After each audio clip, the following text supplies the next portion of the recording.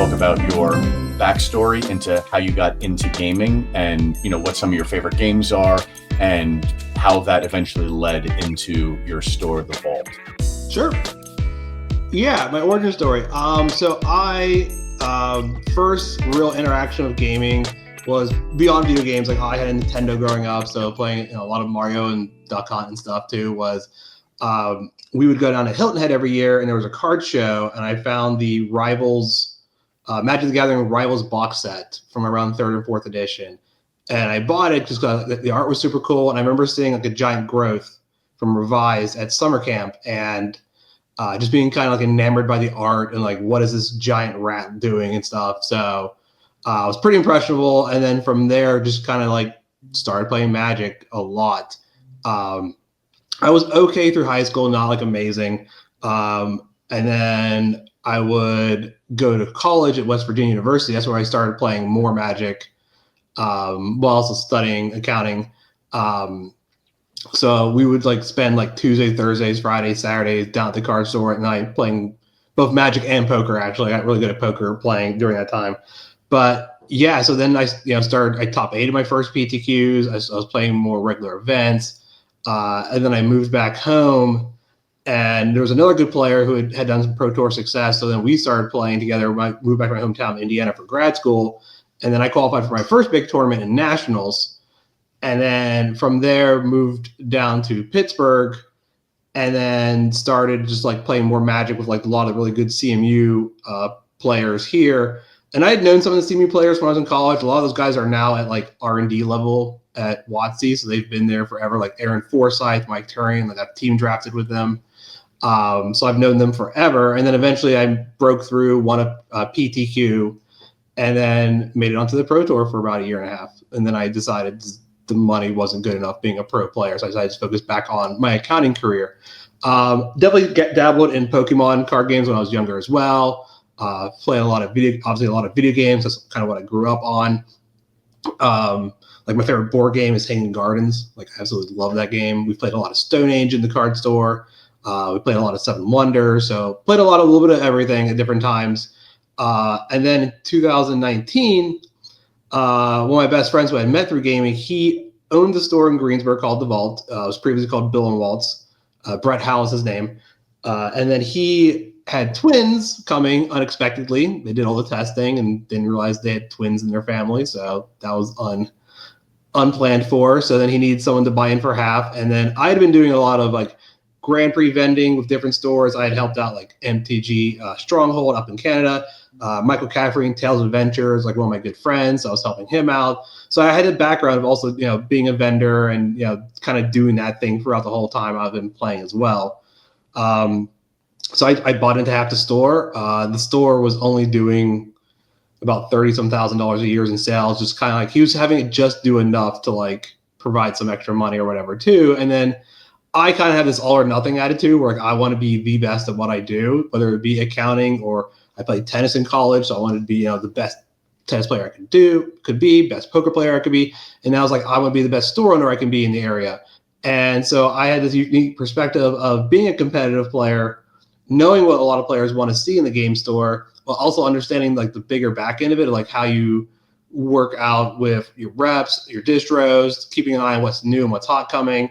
So I kind of like brought all that kind of personality and attitude into the store to start really building it up. Unfortunately, I bought in October of 2019, which was right in time for COVID. So we had a long period of just trying to stay afloat and get things going. So a lot of my plans were kind of laid up for a hot minute, although I was able to start really working on like my business relationships with my distros because that's all you really could do at that time period besides some small in-store like curbside delivery stuff. So that is kind of how I am, I guess, at the moment with the store. We definitely started out small. We broke $1 million in sales for the first time last year, just in store. I'm not counting our TCG Player or our Shopify. And we're on pace to double that again this year of just in-stores sales. So it's been a little bit of a journey, a little bit longer than I thought it was going to take, but we're definitely at a level significantly higher than the store was when I first bought in. I love that you started off playing, like in professional scene and How, because the money I know is always what's talked about a lot with that, which is why you kept your full-time job, which we'll get into as well. What about the pro tour scene interests you the most? Since you knew the money wasn't, the greatest there and it wasn't enough to live on, what is it about the competitive nature of playing Magic that appealed to you? I'm just a super competitive person. Like I played, college tennis and stuff, so I'm already naturally going to be very competitive. I played poker because I was competitive. I want to be the best. So, just for me, it was another thing of playing Magic and wanting to be the best Magic player I could possibly be. And I really enjoyed playing against like the best players around. I lived with Steve Rubin for a while, who was a top 5 Magic player in the world at one point. Like he won a pro tour. So like living with him and wanting to like just continue to get good, so we can at least say like, hey, Steve's not the only good player in the house. Like a little bit of an ego thing for me, where it's like I don't want to be known as like the low man of the totem pole when it comes to playing Magic. And even like when I moved up here to Pittsburgh and started playing at CMU some more, I had a nickname called Overstew, which meant like I would never win a match in a draft. I was so bad at drafting.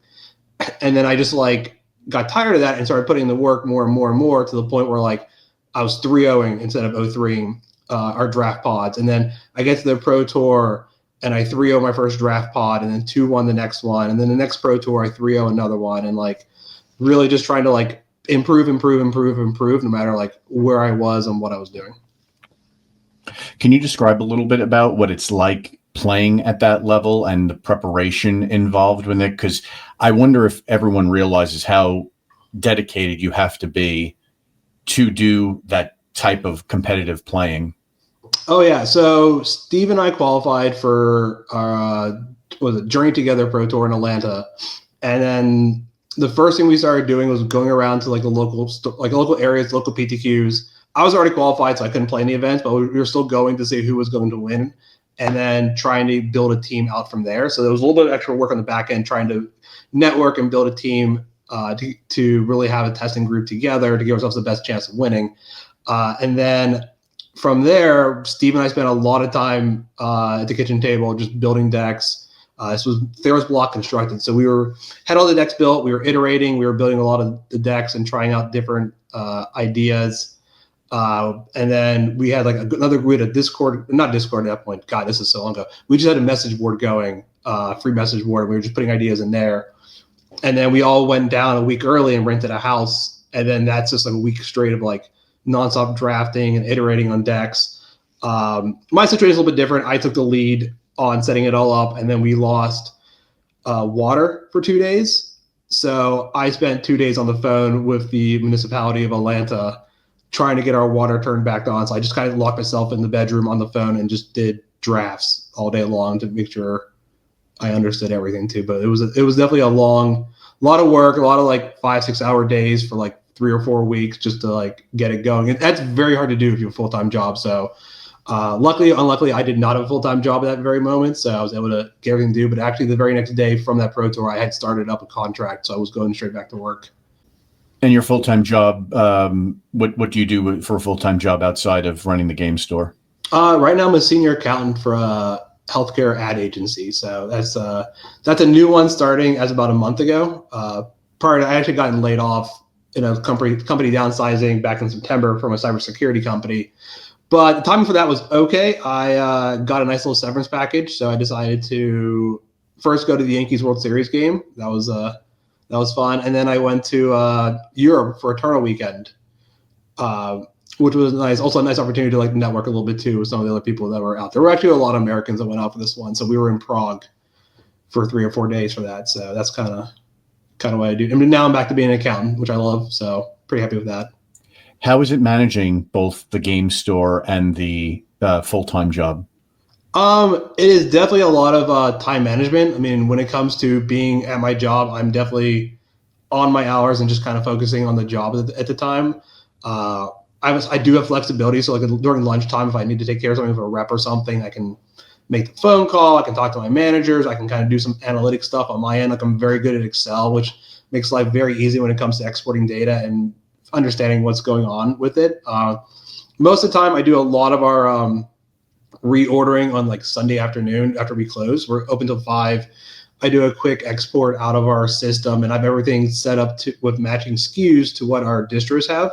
So that way I can do a quick VLOOKUP and then just kind of fill in what I need and then submit it through the website. It probably takes me about an hour or so when I really sit down to see what we need and what we actually have to reorder. So that's kind of a nice advantage of being an accountant, is being so proficient with Excel. And you had mentioned earlier that you're originally from Indiana. Did you have this accounting job while you were in Indiana, or did that come once you moved to Pittsburgh? So it's Indiana, PA. It's not the state of Indiana. It's confusing for a lot of people. I realized that whenever you said that, I was like, oh no, it's Indiana, PA. So I went to undergrad at WVU, and then the recession then was starting to happen. So I went to grad school for 2 years thinking, oh, we're going to be out of this when I get out. And it was still a little bad. So once I got out of grad school, I got my first accounting job at US Steel, which was actually been in the news recently for a merger with a Japanese company, but one of the oldest companies here in Pittsburgh. Was there for about a year, got downsized there because they thought it was a great idea to tack on $1 billion in debt buying some plants in Canada. And they're like, we got to save money somehow. And then it was like 15% of the workforce or something. So bounced around a bit doing contracts and then started doing more accounting career stuff at that point. And now that you have found a balance, even though it's a lot of work, what would you say, like when you're, head on with the game store, what is your primary day-to-day involve? I do a lot of the stuff around the edges, just kind of making sure everything, like the I's are dotted, T's are crossed, making sure that, inventory's been put out if we're like missing something, because we've been pretty busy. Staffing's been a little hit or miss sometimes with people needing to call off. We're pretty flexible for our staffing, probably more so than a lot of stores. So I know a lot of places will just say, hey, these are the hours you're working, go from there. But we do a more of a employee focused, like, hey, you guys have lives, want to have lives outside of this. Like my one employee, Jess, she's in a band. So we have to be, I don't want to keep her from doing the things for her band. Lauren, she's in school. I want to make sure she gets good grades and graduates and doesn't work at my store long-term, because I think game store front end sales associate employee is probably not the best long-term position for people. So I want to make sure that my employees, if they're in school, get through school, get good grades, and make sure that they can get into a career where they can actually make, a living. I get the feeling, because from an old boss of mine, one of his objectives was always to pretty much put his employees in a position to do kind of like what you're saying, like they can, obviously work at his company full time, they can get a salary in that, but he always wants to set them up for, whatever that may be of interest to them, what they want to do. And it, in a way leads to that retention of employees. So I'm curious from your standpoint do you think that with your approach to it, which I really like, do you think you've seen from your side, like that retention of employees because you're always looking out for them? So, I have retention through the period that I want to kind of have them for, which is through graduation. And at that point, I'm kind of encouraging them to go get that career. Like she's starting off, she's getting her degree in geology and she wants to focus on archaeology. So she's getting a job, related to that. So her last day is actually this coming Friday. So it's she's been here for 2 years. It's fantastic and everything too. We have another employee. We actually had him in high school. He transferred back. We're going to have him for another 2 years while he's, goes through school and everything too. And just kind of encouraging people to kind of be here for those, if we can get people here for their 2 to 4 years in college and everything, and then go on to a new career, I think that's fine. I think a lot of things in these jobs are very teachable. I don't need somebody necessarily who understands Magic or Pokemon. I just want to have somebody who, at least likes gaming enough to be able to talk about it with people, but also can sell things, and then they can pick up something they might like within it. Like Lauren, when I first hired her, she had worked at a GameStop. She wasn't particularly passionate about any of the games going on, but then by the end she was definitely into Pokemon and One Piece a little bit too by the end. When it comes to the various games that are available these days, and it seems like it's more than ever, how do you manage interest, like you were alluding to there, versus what's selling? How do you split that difference to know what you need to have in store? So we're actually going through that issue right now a little bit with Lorcana. So obviously our big three are Magic, Pokemon, and One Piece. Those are our kind of things. We're Magic WPN, we're a One Piece Gold, a Bandai Gold store. Those are all doing great. It's when the games don't do great, we need to kind of make a decision based on what to do with them. So we did Vanguard at one point, and at some point I was like, this is just not worth our time and effort to sell barely anything because we had 2 people interested. Star Wars Unlimited, we had people somewhat interested to begin with. I had one person ask me about it during the pre-order period. I'm like, one person's not enough for me to want this. Then it comes out, and then I have like 24 people asking me. I'm like, okay. Went to another store. He had over-ordered a bit. He sold me some booster boxes and some pre-release kits, a little bit more than cost. So I charged, I think, $1 over MSRP for it, just to like, because my margin went up. First annoying thing was I had someone yelling at me about charging more than MSRP, and I was like, man, I got this so you guys could have this game to play. Can we like move on from this, please? So we had that going, and then the second set comes out, and it is overprinted to the ground. It is dust. Online TCG player, you can get the product for at cost or less. So it's very hard for a store to sell a product for appropriate margin when it's sitting online at cost essentially too. So by the third set of it just not doing that, I told my players, hey, you guys can. So the other issue was that we run weekly $10 events. $10 cash, you get $10 put into this $10 store credit put in the prize pool. They neither wanted to buy the product nor wanted to play in the weekly event. And I was like, guys, this is the last chance the next week or two. You guys either have to play in the weekly event or buy some product, or else we're just going to call it. Neither happened. And I was like, hey, guys, sorry, we're going to just move on from Star Wars Unlimited. And we just sold all the extra product on TC Player just to get some amount of money back. Because obviously that's never going to get exactly everything we put into that third set and go from there. Lorcana's kind of falling into that same thing where they've kind of really borked their organized play situation.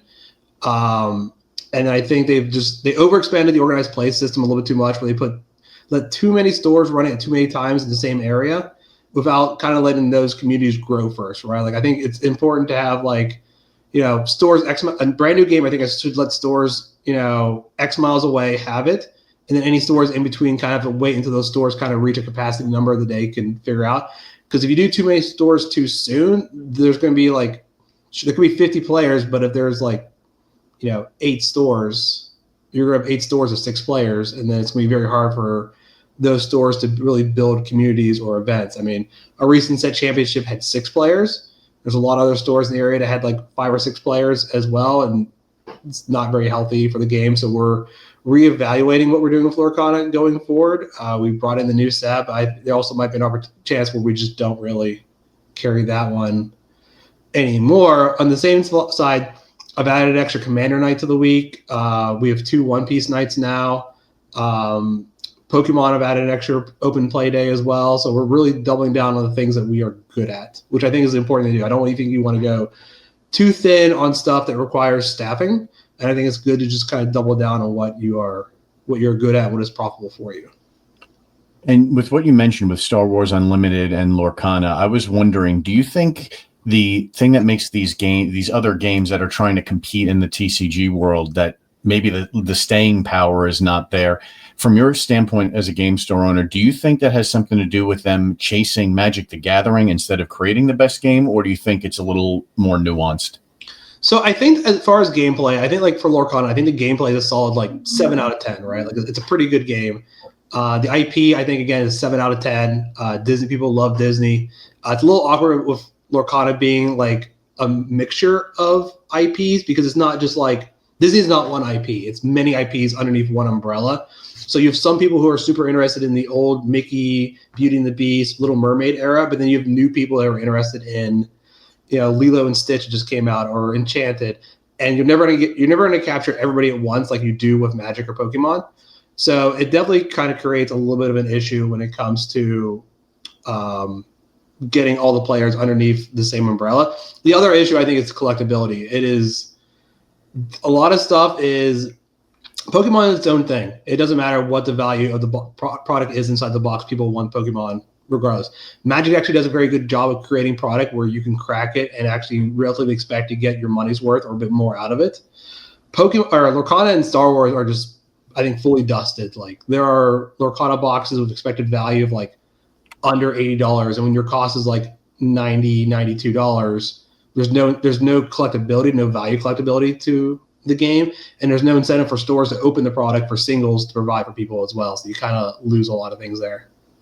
Is there a reason why Pokemon just seems to work regardless of what they pull out? I always go back to, for me, my interest with Pokemon always goes to the original 151 Same. Pokemon. Yeah. And and a lot of the products today are Pokemon that you and I didn't grow up with, so the attachment is normally not there. And I'm curious, like, because there is a gameplay aspect to Pokemon, but what is it? Do you think that what makes it a predominantly a collector's market, and it almost doesn't seem like they could release anything and people will buy it? So I think for them is that the fact that they kind of produce new Pokemon all the time with the console games and everything as a new generation comes, and then for somebody somewhere, there's always their first Pokemon game, and then eventually we're at the point where Pokemon is coming up on 30-year anniversary. These people are now adults with full-time jobs, disposable income, and then they get that hit of nostalgia when they see like, oh, this was my first starter. Like I was a Bulbasaur guy. I see a Bulbasaur. I'm like, oh, that was my first starter, and then they see him on a booster pack and they want to buy a booster pack, and then they kind of get the ball rolling, and then 5 more years later there's another generation that's come out, and then 5 more years later worth of people who now have jobs and disposable income, and it kind of at this point it's just a snowball effect, and it's just a ball just rolling downhill, and I think it's going to be very hard for them to really lose any kind of traction even with how things are working in the market right now. And how would you describe like the market and the gaming community nature out by you? Like, is it predominantly a Magic the Gathering crowd, or is it a mix of various games? Like, what do you see in your area that is most popular? I think for us, our most popular like games people are playing, I think is for sure Magic, number one. And I think One Piece would be I think the second most popular game people sit around and play as well. Pokemon's probably up there. I think Pokemon's a bit higher. I think Star Wars and Lorcana are probably below that a bit. I mean, there's 1 or 2 stores who definitely get like a good turnout, and they're probably closer to the city of Pittsburgh than I am. Mm-hmm. But then the other stores in the area get like almost nothing. So the players are kind of congregated to those couple of stores. But even those stores are not really getting like overwhelming numbers they do for when it comes to like Magic or even the One Piece crowd. Like we are, 45 minutes outside of Pittsburgh, and we're still getting 30, 40 players for One Piece despite being a lower population area. And do you think with Magic being, the most popular, like you were saying, and your experience and background in playing professional Magic, do you think it draws more of a competitive crowd to your store, or are you still seeing what a lot of the stores around the country are seeing, is that it's mostly Commander casual play? So we definitely do have our Commander players for sure. I have the advantage of still being a bit of a competitive player and traveling around and playing with everybody. I just played in a team event this past weekend at another store, so everyone gets to see me. I get to talk to them and stuff. And like, it's definitely easier for me to connect with the competitive players and say, hey, these are the events we're running. As a former competitive player, I can definitely tailor my events to be a little bit more towards what people want for a competitive event. And then like, even that, we're still like, I'm really big into pre-modern. Like it's this, obviously a fan-driven format, but like it just took a couple of us to be like really, really into it. And now we've managed to get like a lot of the younger competitive players into playing pre-modern. So it definitely gives an advantage of like, if they see me pick up something and start playing it, that like it kind of also snowball. And then I just like, hey, I have a couple of decks. You guys want to try these decks out? And then it kind of goes that way. So I think that like pre-modern and Legacy are probably the 2 biggest constructed formats in this city outside of Commander. So which is a weird thing to say when probably a lot of other places probably have like Modern as like their biggest format. Right. Yeah. And it's great to hear that, you still get to play. How did you find between your full-time job, the game store, and being a former player, how did you manage to fit, still getting into those competitive events? That's great to hear. Well, being single kind of helps at the moment and no kids. That definitely gives me a little more free time. Although the dog is basically a child, but I can hand him off to grandma whenever I need to. But like, no, it definitely is harder to find time. I mean, I played in probably 15 RCQs in like the Pioneer season, and then the Standard season I had no time and I didn't play in any RCQs, which was a little disappointing. But I still got to go to like Chicago and try to grind into an RC in a different one. This season for Modern, I've played in 2 so far, so I'm still trying to get into those. It's a little harder in the summer because we have a pool here, and I'd rather do pool things. Plus, you come into the weekends where it's like, I have Pokemon released this week, and at the end of the week, I have Lorcana, and then next week we are preparing all of our stuff. Like we are cracking all of our product for Final Fantasy to get all our single orders out in time for pre-release next week, while also One Piece coming out. So it's a lot all at once, and trying to like find weekends where you don't have a lot of stuff going on. Is there a format you like playing the most that like it could either be an all-time thing or something like in the moment, if it's more now, this is your favorite format because of whatever reason? Top two is probably pre-modern is probably number one, and standards number two. And So which do you find like now with playing standard, like I've always wondered from a competitive player standpoint, what always deterred me from playing standard was the rotation of the cards. It's why I like modern so much, because the cards back, going back, they kind of, quietly rotate now with the, modern horizon sets. But that was always my biggest issue with standards. You would put the money into it, then the deck would rotate after a certain period of time. How did you view that as a competitive player, or is it just not something that really crossed your mind at that point in time? so the part I love about standard the most is that it does rotate. Like it's a new puzzle to solve all the time. So I really like that part of the aspect. Doesn't really bother me at all. I definitely understand the point of view for players when it comes to like the money aspect, because like decks are cheaper than they are now than they were back when like Baneslayer Angel was $100 card on its own. I definitely remember that standard. But for me, what the understanding is like, if you're going to play competitive, there are definitely barriers to entry, and there's definitely costs involved. Like if I'm playing tennis, I'm going to have very nice rackets, which are going to be better than the Walmart brand rackets. And to me, it's the same kind of point of view when it comes to Magic, where like if I'm going to want to play competitive, which is again, Magic is essentially not a competitive game. It was never started out that way.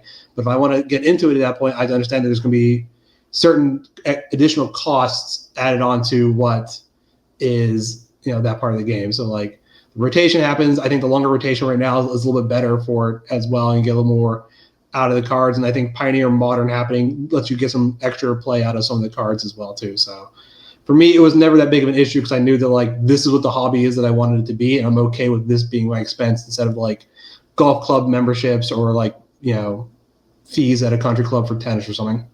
That makes a lot of sense. I mean, to follow up on the question we just discussed, when it comes to playing competitively, I've always kind of wondered this, because one of the areas I noticed for myself that I was never going to do well playing competitively is I had decks I was attached to. Like, so for instance, you take Affinity when it was big and modern. That was one of my favorites, still is.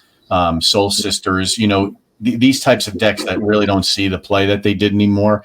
And as a competitive player, you have to be willing to play essentially, without, lack of a better phrase, the best deck.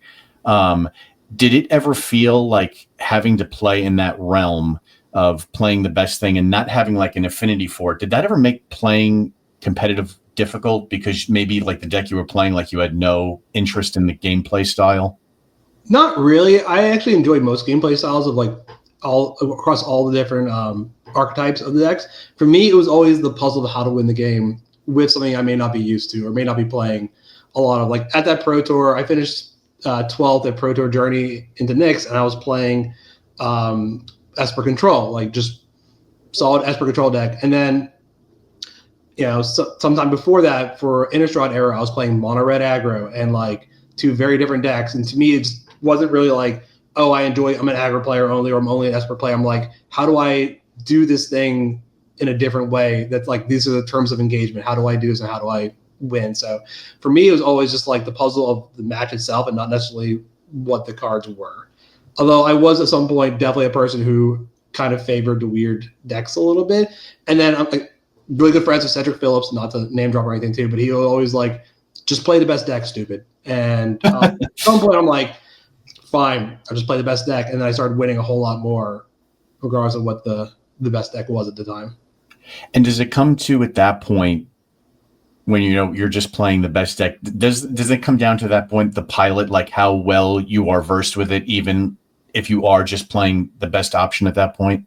Oh yeah, you definitely got to put the reps in, got to put the time in to understand the nuance. I mean, like if you're playing the best deck and you run into the mirror match, like you are going to want to have more reps than your opponent to make sure. And a big moment for me was like slow down and think at different times when it comes to the matches. Like I would sometimes autopilot a bit more than I should. So being able to teach myself to slow down and think things through have not only helped me playing Magic, but also when it comes to like being an accountant and I'm trying to solve an issue and I'm racking my brain over and over again, and then I'll slow down and like drop some T tables and just follow the flow of information and kind of get to that endpoint that I want. And it's very similar to Magic, where I'll just slow down for a minute, kind of figure out 2 or 3 turns in the future where I want things, what I want things to look like, and kind of get to that point. Never even thought of that, the slowing down aspect, because when sometimes you can get too far ahead of yourself and you're thinking too many steps ahead. And then when you do that, I would imagine would probably be the time where you make a mistake, because you're thinking, instead of thinking in the present moment and assessing the situation that it currently presents to you, you're thinking, too far ahead to where the game kind of gets ahead of itself.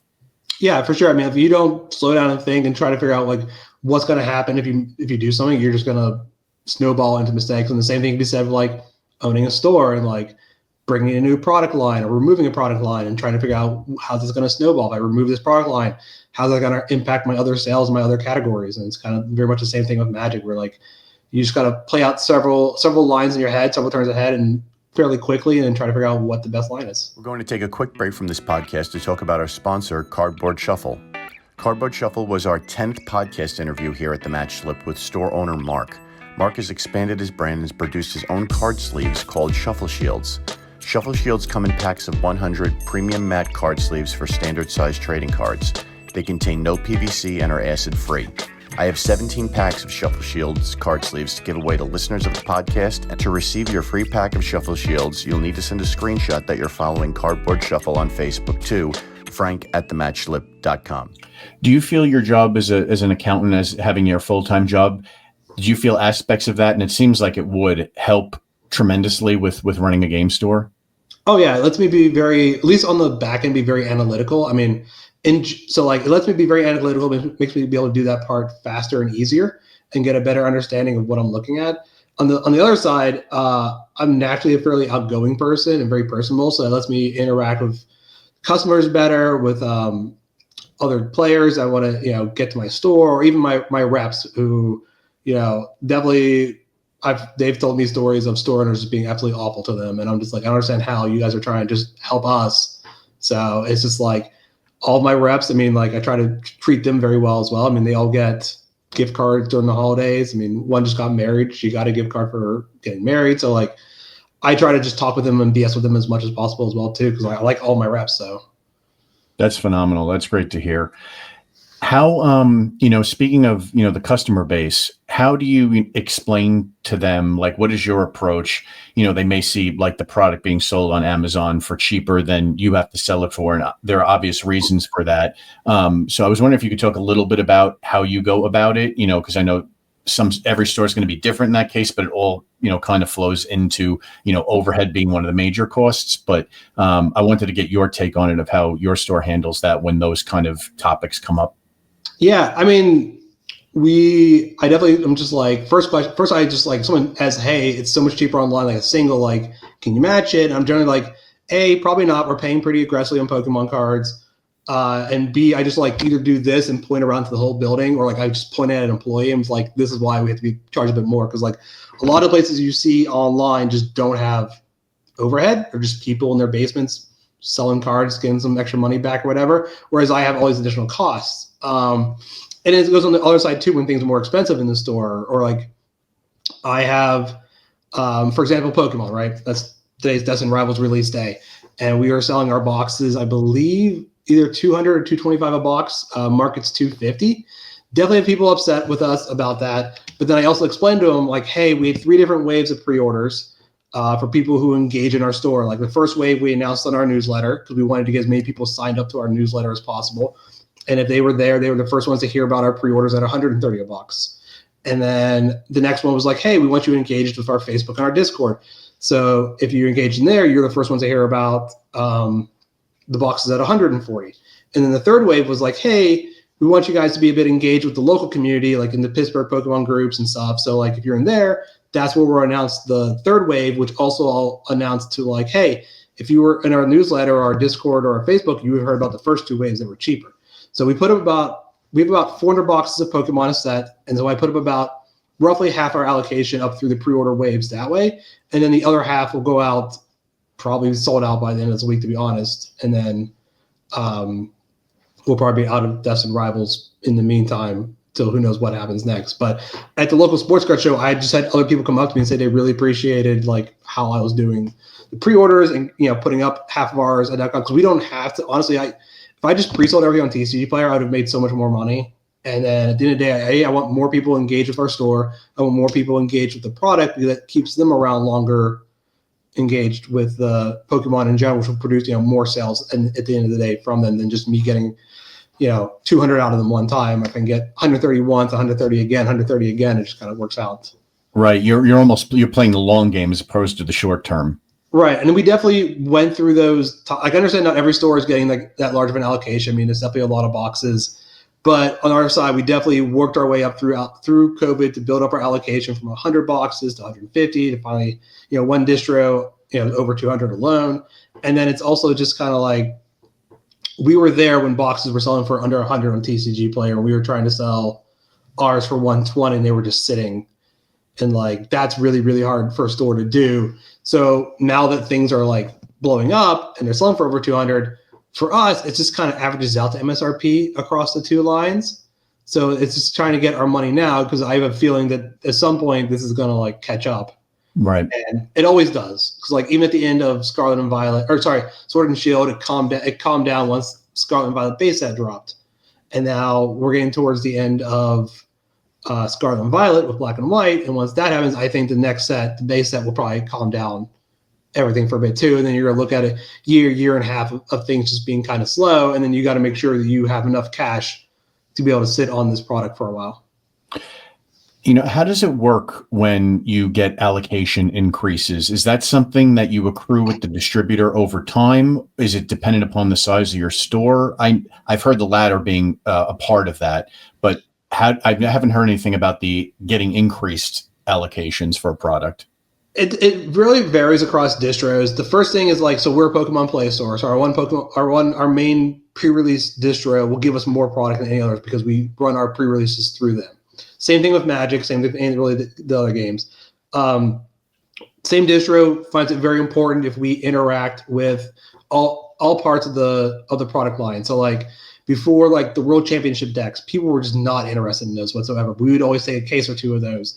And like, so when it came time to us wanting more, I'm like, hey, we bought these other products that people didn't really want. So like, can we do something? And then they're more willing to give you an allocation boost there. Other ones are straight spend. You spend more in the category, they'll give you more allocation. So a lot of times we would buy a lot of the box sets that would just sit and sit. We'd crack them for loose packs, and then we would just kind of move those packs for whatever, understanding that like we'll see our profit with the next set drop and everything too. So it really just depends on the distro and like kind of understand, or you just, solve problems from it. Hey, you have 1,000 boxes of Infinity. That's awful except for the lands. You guys give us a little price break on Infinity. We'll take all of your Infinity boxes off your hands and give you $10,000 or whatever it is for them. So it really just depends, how well you can work with the distro as well.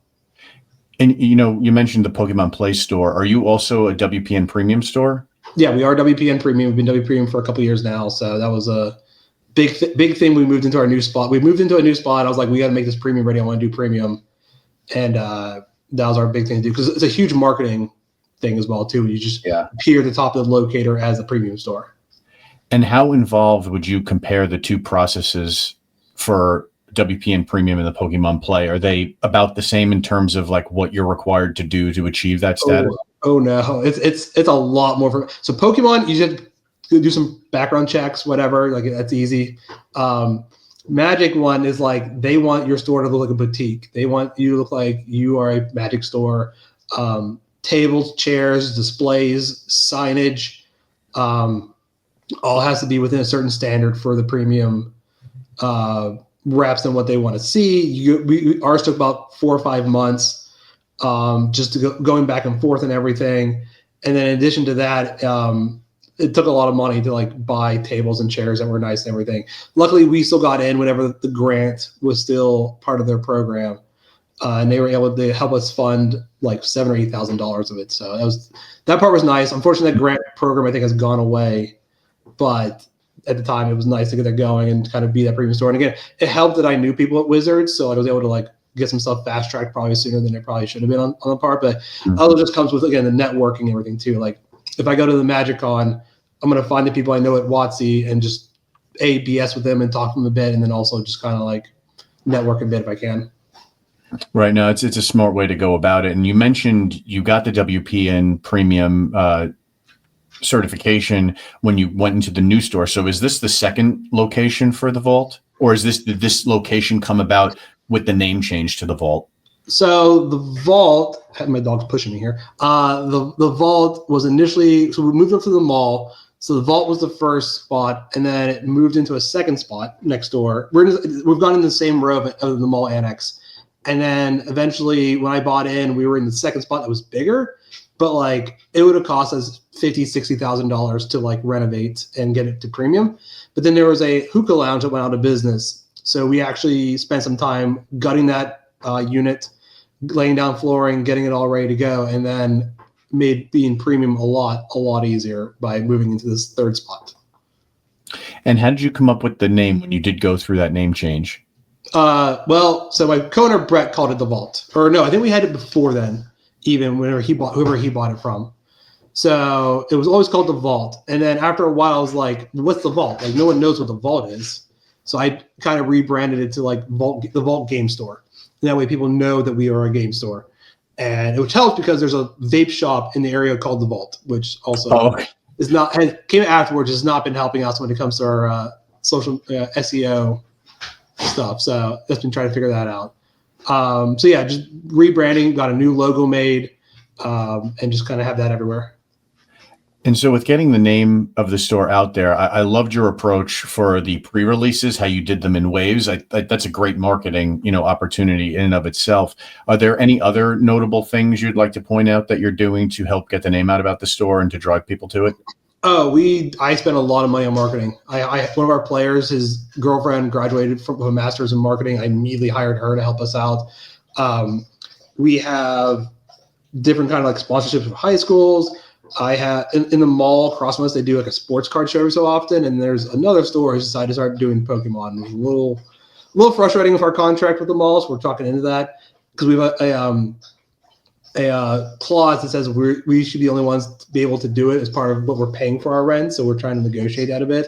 And there's also a GameStop, which has all been trying to do stuff. So we have like automated billboards inside the mall, which we didn't place them, but they just happen to be placed in front of both the GameStop and another store, which is a little funny. I didn't do it to be petty. It was just they just happened to be that's where the mall placed them. So we have those going on. We have a billboard up.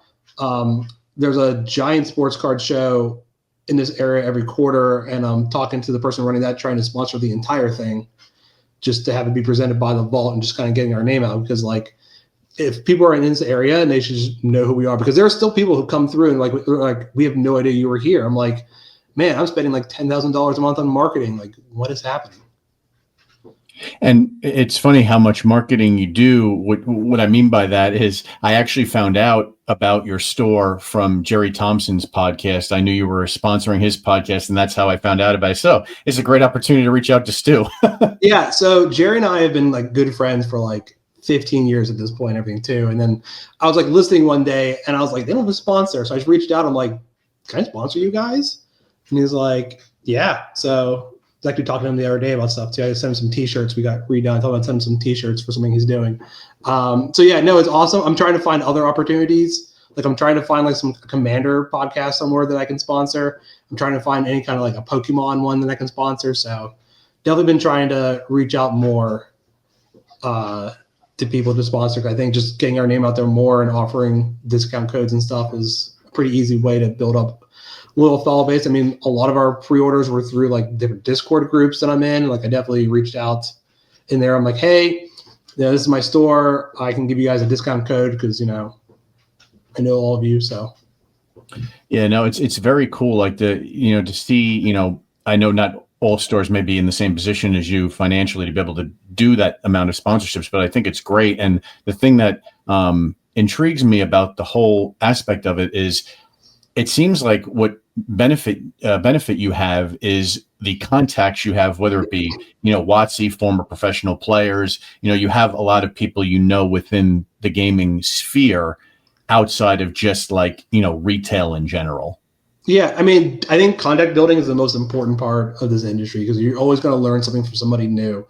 Like my friend Mike runs a hidden fortress out in Simi Valley, California, and like he has shown me a lot of different things that he has done with like bundle deals I hadn't really thought of, or like friends of Michael Caffrey, Tales of Adventure, and like he's like what most vendors wish they could be and stuff, and like learning a lot of stuff about his back end processes and how he handles stuff in store. Or like my friend Monty runs Mr. Magic up in Ohio, and like he taught me a lot about how he handles like Pokemon and everything too. So like being able to reach out and kind of like network and kind of get these extra ideas is like probably the most valuable thing a store owner can do. What do you think it is about the gaming industry? I've asked this question before, but I'm always interested in hearing, another game store owner's perspective. What is it you think about this industry where other game store owners are so willing to help each other out? Because if you were to take, the CEOs of, say, Walmart and Target, the likelihood of them willing to share each other's, information of how they get, how they market stuff or things like that, they're mostly going to view themselves as competitors. And but in the game store industry, I guess maybe because it's a mom and pop industry, because there are small margins involved with the game store, that there's much more willing to share information. But from your standpoint, what do you think is the big factor in that? I mean, this is going to sound a little cutthroat, but I definitely share more with people outside of my immediate geographical area than I do with people inside of it. Just because, again, it is very mom and pop and the community is a lot smaller. So I'm trying to focus more on gathering as many people in the immediate vicinity as I can. Whereas store being in Ohio or the eastern side of the state doesn't really going to impact me long term, because most of what we do is going to be in store. So like, yeah, we have the website up and going and everything, and we do TCG players, but we're not really going to be, no one's ever really buying from us or like another store on TCG Player. They're just buying from TCG Player, and whatever store they click on is who they click on. So it's like, that's not really an area that we consider anybody to be a competitor in. But then like locally, we're definitely really trying to like build our brand as like, hey, this is the place that people want to be. This is the place where people want to game. And as TCG Player, would you consider that a major piece of the business, or is it more for kind of like what you alluded to earlier, where it was, if you have to dump some stuff on there to make some of the money back, is that more of its purpose at this point? Yeah, like one of the weird things we probably do compared to other stores, we don't have a lot of foils for Magic in store. So we'll definitely sell a lot of our like foils we get in on TCG Player directly, just because like it's a bigger base to get those. Like if we get Pokemon, we'll definitely scrape our cases down to like 2 copies of a card, and then anything extra that will just go onto TCG Player. So like a lot of that extra stuff will go into TCG Player. We kind of call it the junk room, just because like it's stuff we don't want to sell in store, but we know we'll sell. So we put all that extra stuff to recoup money back through TCG Player. And I'd imagine too that from a competitive standpoint, professional players mostly don't want the foil cards because of the curling. They prefer the regular copies to not, if there's a random deck check, that's the last thing I would imagine they'd want happening. Yeah, no, and it's a lot easier to keep. And also, again, for us, it's like even casuals aren't going to want a card that looks like a Pringle, right? So like if we're not going to spend extra money on some sort of like humidifier system or something in the storage room, we just don't want to keep foils there, because then they won't curl, and just the sooner we can get them out, the better. Right. No, it makes a ton of sense.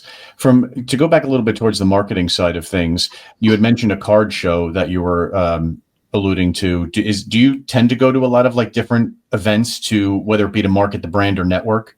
Yeah, so I mean, I'll go to a lot of the Magic cons for sure on the Magic side. I've done Pokemon regionals. I helped actually Monty and Mr. Magic out at the Pokemon regionals. It was here in Pittsburgh.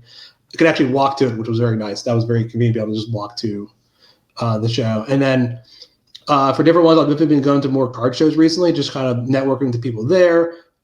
There's one vendor at this card show who will just, if I need packs, I've been just out of packs. I sell 151 and prismatic packs for like $15 to $17, and like I can walk around to all the different booths at these shows, offer $10 a pack, and usually get them, and then just make some contacts that way. Where like in the future, they'll just bring it to me in the future. Very cool. That's great networking opportunities there as well. And so you have all this going on with the store. If you were to like look at when you first, got involved with it, to now, when you look at the pluses and minuses, like the positives and negatives, what is one from each category that you would say as you reflect on the Volt Game Store? For a negative is don't buy a game store at the beginning of COVID. That would probably be the best. No, I think it's just make sure you have strong process documentation in place, and definitely a clear plan. That was something I didn't have at first, and it probably slowed us down a little bit too. Like we had an end and goal, but we didn't have the back end built out. We probably should have had that built out a little bit. The positive are if you really kind of work at it and you have an idea to make yourself stand out a bit more, like I'm just getting involved with podcasts and like our branding and everything and a billboard and stuff, just finding ways to like stand out. I think you can definitely do pretty well, just as long as you focus on what you think you are good at.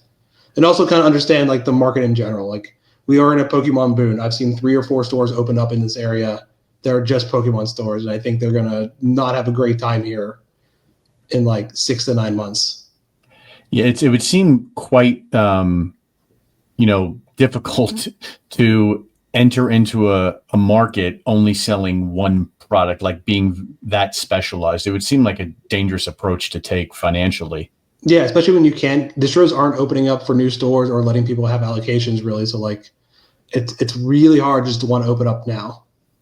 Right. I think it's mostly people that have their own collections from like setting up their booths at shows and like, oh, we can do this for a thing. I'm like, it probably won't work out long term. Yeah, no, that seems quite a risky endeavor. When you look at like something that's been working well versus something that hasn't been working well, or something you want to improve upon with the day-to-day operations, is there anything that comes to mind between the two? Things we're improving on is definitely getting our product onto the website faster for singles. Like we definitely fell behind. We have a Roca, and then we also have we're buying a Fizz batch. There's two very different tools, but they're going to help us out a lot. What we need to do, and it's just like I ended up having some kids for the summer. I was like, I have a budget set in mind. One of you guys are going to work. I need a person for a morning shift from like 6 a.m. to whatever, and then I need a night person from like some amount of time until midnight, just to get more use out of the Roca and get more cards loaded up onto the website and put away. So there's 2 different real methods of loading up inventory. There's like doing things by name and set and game. And then there's the chaos way, which is kind of like by like runs through a Roca. Like you run the Roca, you establish, like you put a code with each card, but which run the Roca is in, and you just put that run away. And then you're looking for a card, you can find the code and go to the place where the code is. So there's 2 different ways. I think the chaos way is probably a little bit better, but we're so far deep into alphabetizing that it's kind of hard to really move away from it at the moment. Yeah, it's almost like there is no perfect way for handling that with inventory, because it seems like every store has their own approach to it. Is it just one of those things where you think maybe the various, like if you just take something as the various card types, how Magic today has so many different types. Back in the day when you and I first started playing, it was you had the regular copy of the card and maybe you had a foil here and there. And now it's got all these variations. Does that make the inventory aspect hard? Yes and no. I think it's a little more information overload for the customer than it is for us, because we can just run the non-foils all together through our Roca and just upload them. So it doesn't really make it a lot harder for us. I think it's a little bit harder on the customer when they see like 4 different versions of the card and it's like, what's the difference? And it kind of throws in the same. That being said, I do like there's different versions and people can personalize their decks a bit more. You'll never really see any 2 decks that are the same. Mm-hmm. So I'm not. Some people are kind of against all the different variants. I think the variants are good. I think they can slim it down a little bit, but like I think in general it is a better thing. And then when you look at the future for Vault Game Store, it could be something within the next 5 years, or even a lofty goal for the future. What is something you would like to see happen? You could factor in as money maybe not being an option. I know that's not, the most realistic thing, especially being an accountant. You're always thinking about those types of things. But is there something that's been on your mind that you would like to see as the store progresses? There's 2 end goals for me in mind, right? Like one's a second store up closer to the city of Pittsburgh. Granted, our city of Pittsburgh already has too many stores as it is. I think with me behind it, we can definitely stand out a bit more. Alternative one is like get the store just to pay for me and my business partners like a house and a car or something, just get our like everyday expenses covered. And then it's like if the store is just covering those, then like we each have our own salaries, and then it just becomes so much easier for everything else. Do you foresee a point in time where you would transition to the store full time? Would that be a part of the end goal that you were saying, or what? I just wanted to know if I was following. For me, probably not, because I do live 45 minutes from the store, so it is a bit of a far away. I don't particularly want to move to the town that I'm in. I'm a very outgoing personal person, and there's so much for me to do here in Pittsburgh So like I like that aspect of living out here. So for me, transitioning full time, no. I keep trying to convince my business partner that I can get him his same salary at the store if he moves in. So like it's been he thinks I'm trying to trick him. I'm not trying to trick him. I'm just trying to like get things going a bit more too. So like I think there was room for somebody to, one of us to be there full time. Again, since I live so far away, it's probably not going to be me, but like it's okay. I mean, you have the system down for you right now that works for you. So that's perfect, I would imagine. Yes, I'm very happy being far away from people. They will ping me on Discord sometimes, but I'm like, can we not? Like I'm looking at my thing right now. I have like 4 missed Facebook messages at the store and at least 5 or 6 Discord messages, and I'm just like dreading. It never ends. Yeah, I'm like you guys can call Brett. He's also off today. I'm a little busy. Might be at the pool here in a bit. Not don't pick me. So my final question for you is if you can give people listening or watching a little virtual tour, I guess you could say, in a way, of the store, like just to describe like you walk into the door for the first time and how the store is kind of laid out. Yeah. So if you walk into the store, it's about 3,000 square feet. You'll look straight back and go, straight back to the back door. Off to your left is our Pokemon area. That area drives me a little bit insane. I kind of wanted to move it elsewhere because it's constantly expanding. We're just kind of trapped by how that first corner is. To your right, you'll see like newer items. Like we have like the blockies, I think they're called, for Transformers are there. We have these animal plushies that have come in. We have book bags that have come in there. As you work your way down, you'll see we have our big draw point. We have a giant wall of packs. For Magic, we have packs going back as far as Onslaught. Pokemon, we have packs going far back as like XY era. And then we have all the One Piece sets we still constantly keep in stock for their packs. And then you have like display cases of Pokemon. And then as you work way back to the right is like our play tables, along with like our supplies, like binders, play mats, sleeves. To the left is like a wall display for Magic cards. We have those set up. And then straight down from that, you have our D&D corner. We have like the giant heads on the wall, and then like the books on on like a big shelving unit, then minis and other books. Along the back walls are bulk bins. We bought the BCW card catalogs and just set up a table and chairs, and people love going through those. And then that back corner also has a lot of our modeling stuff, so like a Warhammer 40K stuff, and then like our Gunpla items. Very cool. I'll have to come down someday to check it out. And I've been up on Long Island. There was I think the NYSC was around that area last year that Nick Detweiler ran. So definitely made it out to Long Island. And Jim Davis is a friend of mine who plays Magic, and he's out in Long Island. So make my way. Very cool. Yeah, small world, right? Yeah. Well, thank you again, Stu. I appreciate you taking the time to come on the program here. Before we sign off, is there anywhere you'd like to tell people that they can go to learn more about the Vault? Yeah, so the best way to go is check us out on our website at vaultgamestore.com. It has a link to all of our socials. You can find us at, I think it's Vault LGS on Facebook. You can also Google us. And yeah, if you listen to the Jerry T podcast, there's a sweet little discount for our online store if you want to shop with us. I thank you again, too, for joining the podcast and taking the time out. No problem. If you ever want to circle back again at some point in a year or two and see how things are going, hit me up. I would love to. Definitely. Awesome.